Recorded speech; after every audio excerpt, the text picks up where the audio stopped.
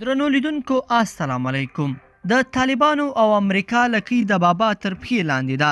ښاغلی توراب امیري په خپله شننه کې لیکلي د حکومت د مشروعیت کلي او قواله له ولسمشر سره ده. د نړیوال رسمیت پیژندنې لپاره د راتلونکي واکمنۍ د جوړښت ټول اړخونه غني ته اړمن دي. یوازې غني کولی شي نوې واکمنۍ ته نړیوال مشروعیت ورکړي. د هیواد یا وضعیت لکه د لیوني په لاس کې د نازکې ښیښې لوښی چې زموږ بهراني دښمنان کوښښ کوي په یو کوچني خوځښت یې له لاسه وغورځوي او هر څه توی شي.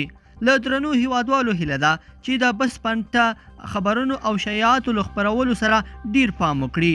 زغم مو ټولو هیلو ته رسوي، خو بیړه او نګیرونه یا احساسات مو هر څه له لاسه باسي.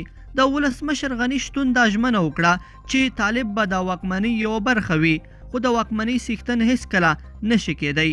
افغان ملته جګړه هم پای ته ورسېدله، کابل هم وران نشو، سوله هم کیږي. د امریکا د جنگ بهانه هم ورکه شوه، د ګاونډ دسیسه هم شنډه شوه، ولسمشر هم ژوندی دی. وطن دې زنده‌باد وي. ولسمشر د واک کلي له ځان سره وړې وه.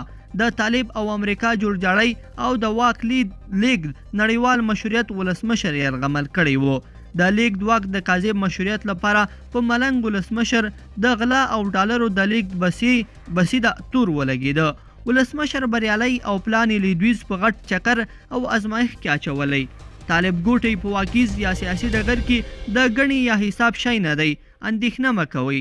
لیدونکو په دې هیله چې دا مطلب به مو تر پایه لیدلی وي. که مو دا ویډیو خوښه شوې ویډیو لایک کړئ او چینل سبسکرایب کړئ. تر بیا ښه وخت.